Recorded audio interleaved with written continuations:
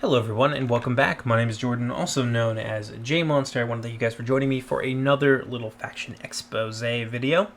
This time we're going to be looking at the cousins to the dwarves of Novgorod. These are the dwarves of Belegost, of the kingdom of Belegost, if you will. And they're a bit of an interesting take on your traditional dwarven heavy infantry kind of meaty lines. They are very different from Novgorod in that they focus a little bit more on essentially trench warfare. This is a faction that is going to grind you down over time. They've got a very long time to kill on most of their units. Some of the other more standout features are that they've actually got 2 legendary companies, and those legendary companies, unlike basically every other faction out there, are actually not drawn from the same race as the faction to which they belong. They're going to have 2 elven legendary companies, and that is because, unlike Novgorod, the dwarves of Belegost were never at war with the elves. Yes, that's right. In fact, it was Novgorod who attacked and destroyed Doriath, while the dwarves of Belegost tried to dissuade them from such a rash course of action.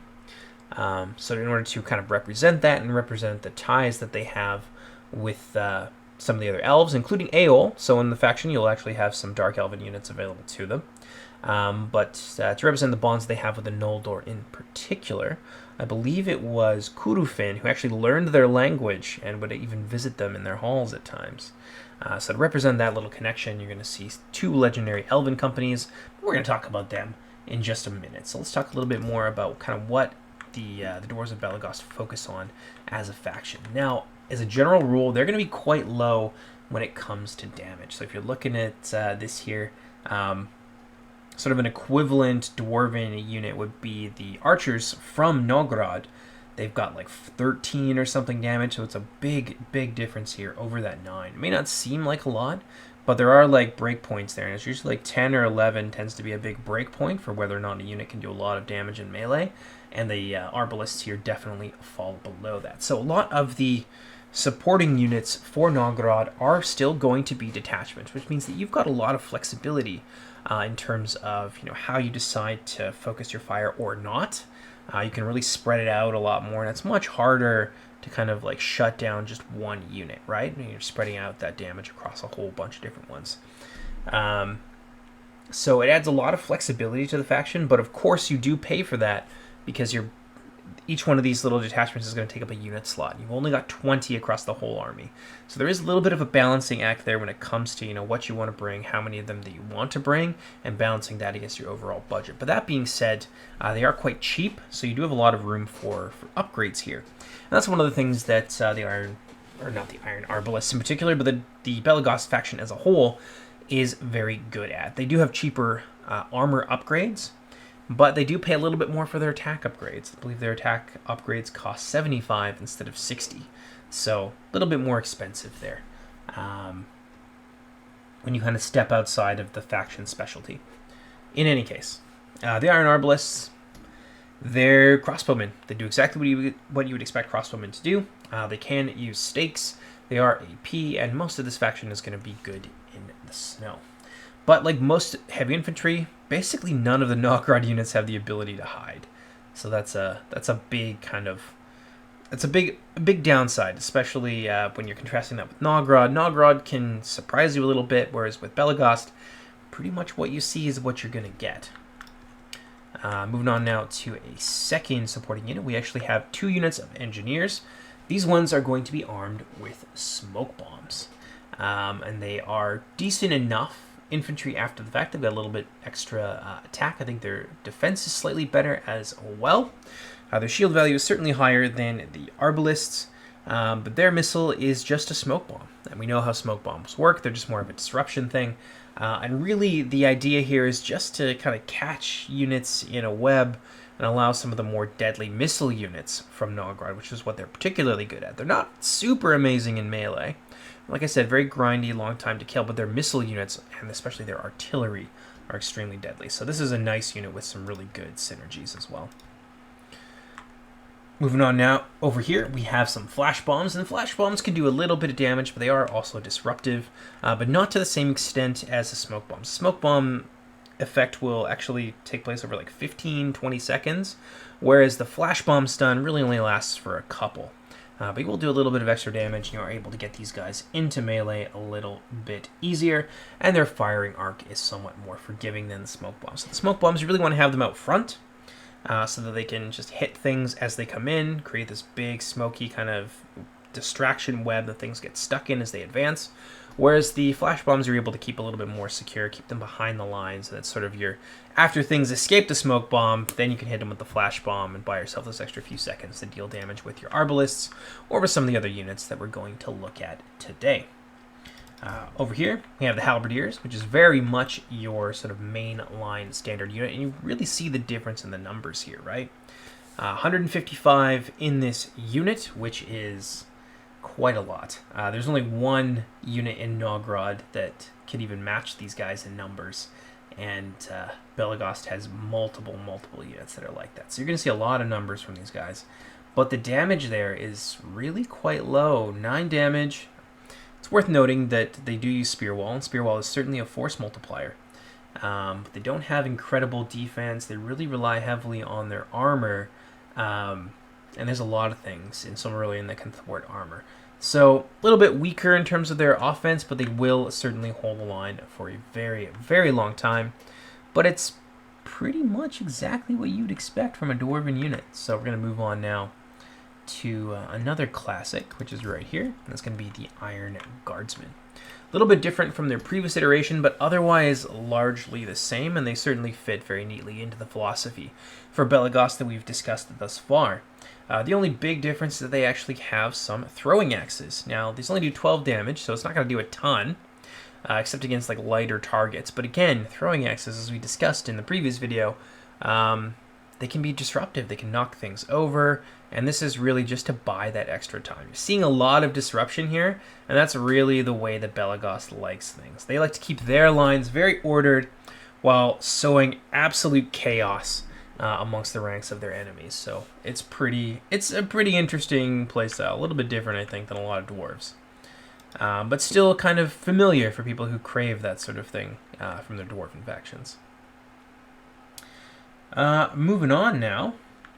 Oh no, I actually forgot a unit here. How could I have done this? How could I have done... It's a spear unit. It's a heavy spear unit. I'll circle back and we'll talk about them at the end of the video. That's my apologies there, guys. Moving on. Emberguard of Gabelgathol. They have it's almost like a flash bomb arrow, but it's like a flash bomb crossbow, so they do a little bit less damage. They do have better defensive capabilities, of course, than these dwarves over here, and they've got way better melee attack as well. So they get over that kind of break point there into that 10, 11 range, and you can upgrade their attack as well, which makes them a much more efficient unit when it comes to whacking things to death in melee. And of course, they've got the numbers as well over the other skirmishers. That being said, the projectile itself, as I mentioned, is a bit of a flash bomb, so it will do damage, but it will also slow things. So this is a unit that can, like, if there's a unit barreling down on them and it's, infantry and it doesn't have relentless, they can actually get off most of their ammo without needing to move. This is a unit that's like perfectly happy to just like dig in and blast you over and over again, and then throw down in melee, which they're actually not bad at all. Yeah, so a nice little fallback unit of infantry that also happens to have that little missile. The spear unit, as we'll talk about, we'll get into more detail on them later, since I stupidly forgot to bring them to this video. But they have the same model, but they're just spearmen. And they have lots of like heavy defense stats. They've got really good armor, really good melee defense, and really strong shield values as well. But as I said, we will see them. Moving on now to another high tier unit. We've got the Wardens of the Emerald Throne. This was previously the Brotherhood of the Silvered Hammer model, but they're now a lot different. So this is a unit that it's our first heavy harassment javelin. Almost none of our harassment units are anything above... I don't even think we have a medium one. Maybe we've got a medium one or something, but it's our first heavy harassment javelin unit. They will chip away at things over time, and you can even stick them on your front lines right away. Just get as much damage out of them as they possibly can before the melee clash occurs. And once that happens, they've got 14 armor, 12 defense, 10 shield. They're going to serve you extremely, extremely well. And at a price tag of 990, you really can't go wrong with a unit like this. So very, very sturdy. You can use them for almost anything. Really, you can keep them in reserve and just let them throw all their javelins. You can throw them immediately into the front lines, and they'll still do just fine.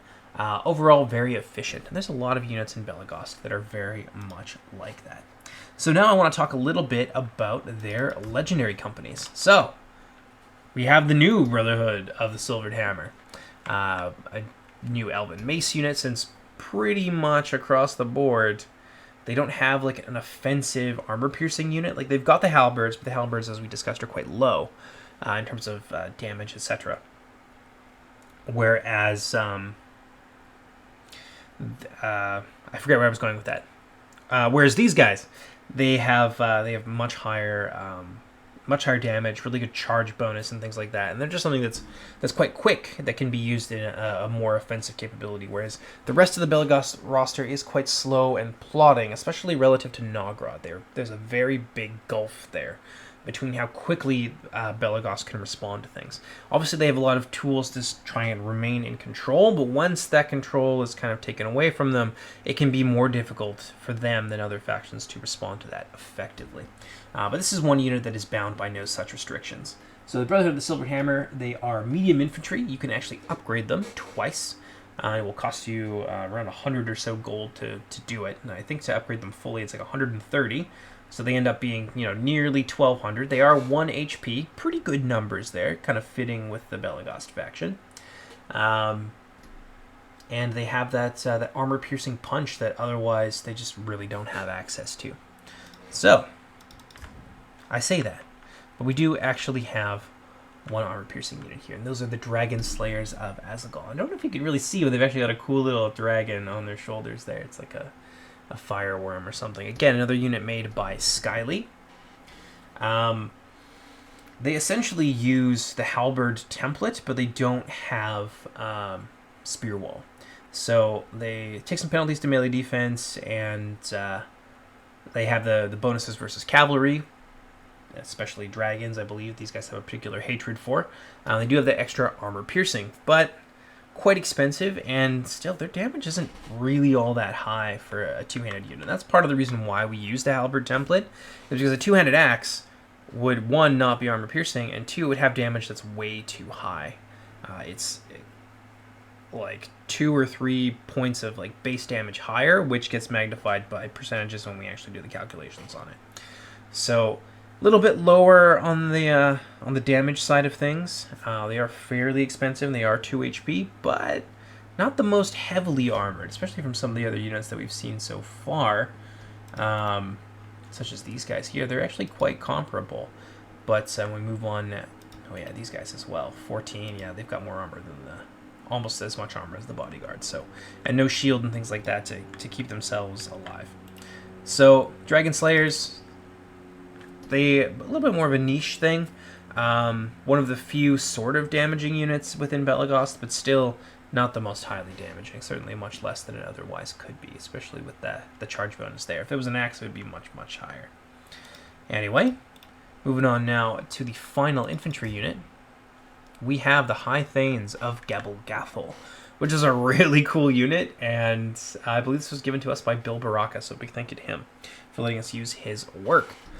Yeah, it's a bodyguard unit. It's obviously got a lot of numbers, much more than you expect from those kind of 1 HP bodyguards, which generally tend to cap out at about 100. These guys are sitting pretty at about 115, so quite substantial. Not the highest damage, especially for an axe unit. It's got low charge value as well. Very low melee defense, but damn, that armor sheath thick. Look at that, 19 armor. This is not a unit that is going to die very easily outside of like some very specific counters. AP Elephants as well can do pretty nicely against these guys, but largely you can expect the High Thanes of Gathel to stand up to pretty much anything that isn't artillery, elephants, hunter javelins, or an orbital strike. A little bit inexpensive as well, not super expensive for kind of what they are. Again, Belegost all about that efficiency, but still quite a high time to kill for such a unit, and for such a unit that's so high up on the tier system ladder. So yeah, let's move on now to, I think I forgot to show you these guys before.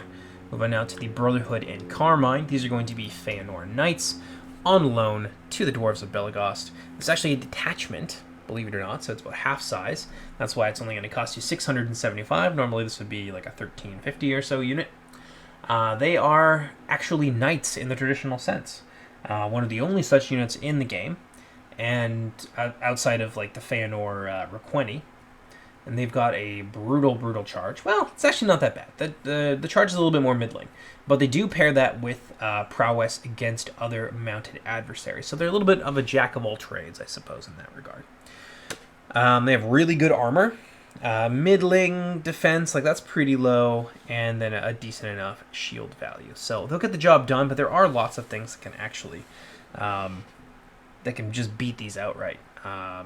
The Falas Cavalry, I believe, the melee cavalry, once upgraded, actually do extremely well against these guys. Anything with an armor-piercing charge. Cycle-charging Lancers can do extremely well against them, especially because they are heavy, and therefore a lot slower than some of the medium Lancers. The Fingolfin Lancers can do nicely against these guys because of that high AP charge and also their speed. They can just get that off again and again. So there certainly are some weaknesses. But if used defensively to try and defend, flanks and back lines and things like that, this is a unit that can be extremely useful. But that 6 out of 15 charge damage, I don't know why I was saying it was brutal before. It's actually quite middling. There's a lot of units in the game that won't even touch. Even mid-tier units will kind of be okay with that. So it's more of an opportunistic thing, whereas their big kind of value and role within the army really does come from their ability to just keep other more important things on the line. And you can, of course, bring 2 of them. So there you go, Belegost. They've got 2 legendary companies, and one of them is capped at 2. Actually nobody. There's not a single other faction that can really boast that. I think that does it for the mainline units. I'm going to talk about the 3 artillery units that we have in place right now. And then there's this one, which is temporary. So this catapult is going to go away, and we'll talk about that one in a minute. So moving on over here, we have the Flame Tower, Champions of the Forge, and that's going to be the old Dragon Slayers of Azagal model from the previous game. They're so cool, we didn't really want to get rid of them. In any case, take a look at their stats there. It's a Flame Tower. It's a flame weapon. They do pretty much what you'd expect. I believe we talked about Nogrod and flame weapons last time. It's a little bit higher on range, I believe, than it was previously. It does exactly what a flame weapon would do. Gouts of flame shot that are body piercing, they do damage in a line, and they're mostly useful against fairly lightly armored or medium targets, especially those without a shield. So it's not really much of a siege weapon.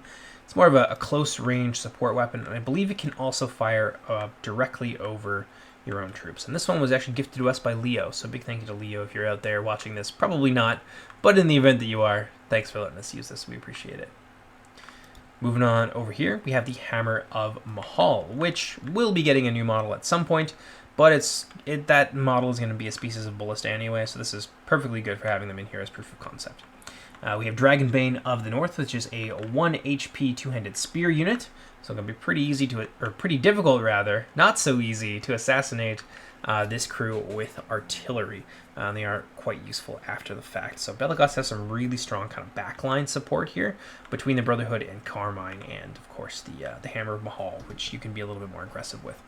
They actually fire a projectile it's mostly disruptive for infantry, but it can do a lot of damage to other artillery, including lighting them on fire.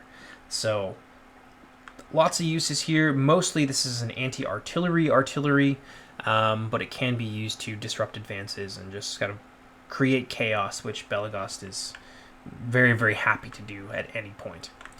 Moving on over here, it's actually an engine we took from Warhammer, believe it or not. I'm sure it's going to upset some people, but effectively this is what the Hammer of Mahal from the previous Dwarven faction was kind of in practice anyway. It is a mortar, and the purpose of this mortar is it's got actually 2 different projectiles.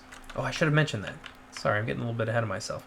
Hammer of Mahal has the anti-artillery artillery projectile, and it's also got a trebuchet projectile after the fact, so it can be used to knock down walls. So very much a siege weapon for sure. Whereas the Dragon's Breath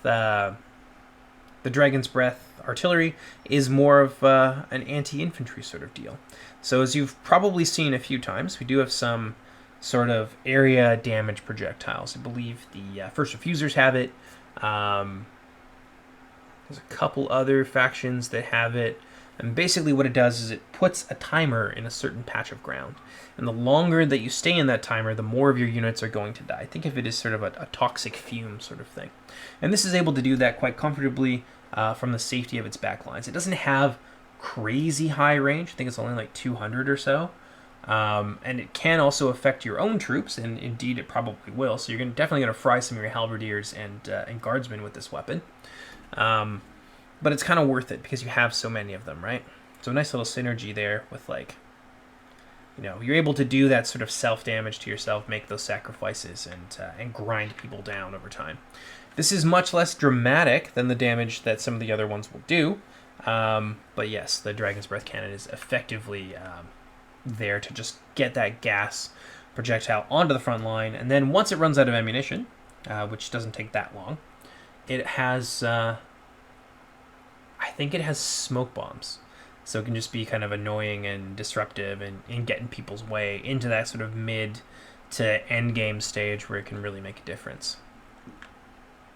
I think that's all for the ones that are currently working, and now we have this one. So the Aegis of the Forge Father.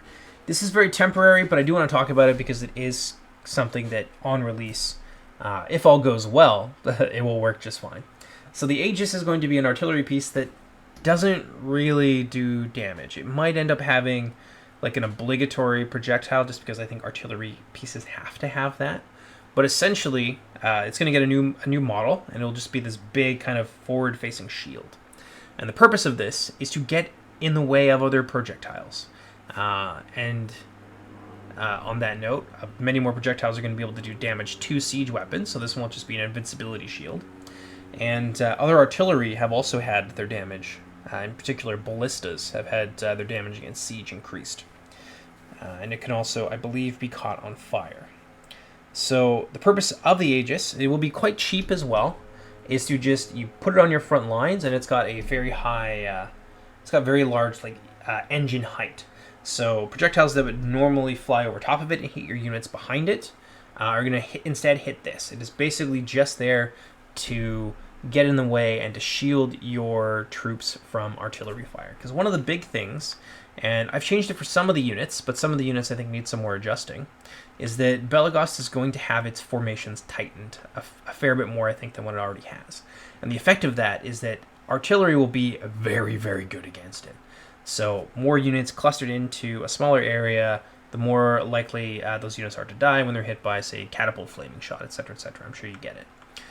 This is going to be there to just make sure that they can't be smoked off the board by artillery. They have some options.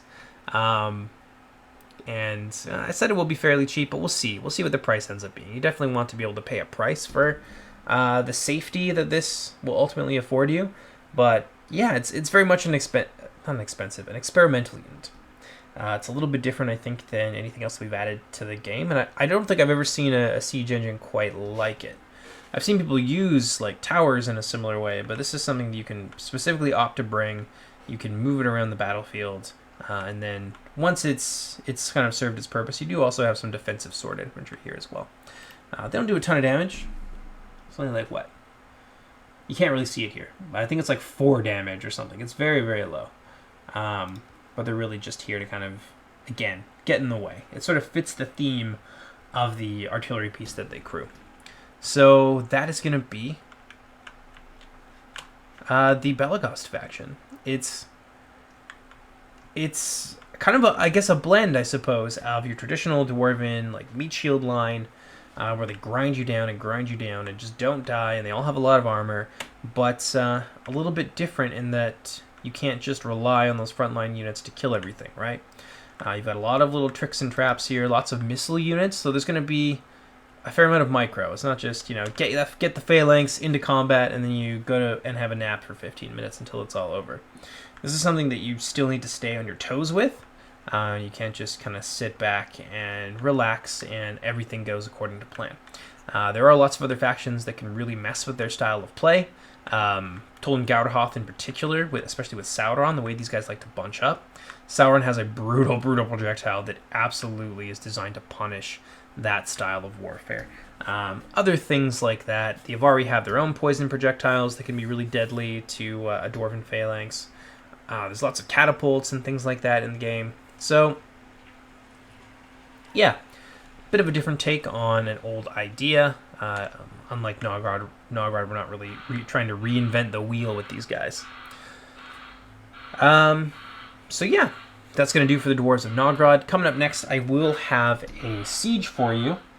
And that is going to be a 2 versus 3 siege. It will feature both of the Dwarven factions, so despite the fact that I didn't really give you any practical applications today, you didn't really see anything kind of doing what I said it was going to do, you will see that, of course, in the battle. So let's just exit out of this, and I'll go and I'll give you a quick little look at the spear unit, and then we'll sign it off for the day.